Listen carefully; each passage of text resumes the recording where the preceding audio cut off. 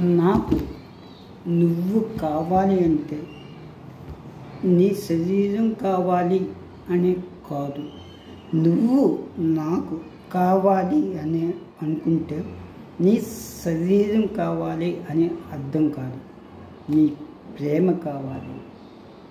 నాకు నువ్వు ఊపిరి కావాలి, నా హృదయం కావాలి, నా మనసు కావాలి, నా ప్రతి ఆలోచన కావాలి, నా ప్రతి శ్వాస నీవే కావాలి, నా ప్రతి అణువు నువ్వే కావాలి, నా ప్రాణం నీవే అవ్వాలి.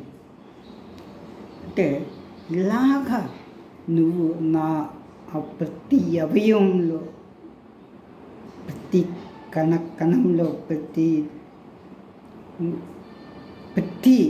అవయంలో, ప్రతి నరంలో నీవే నాకు కావాలి.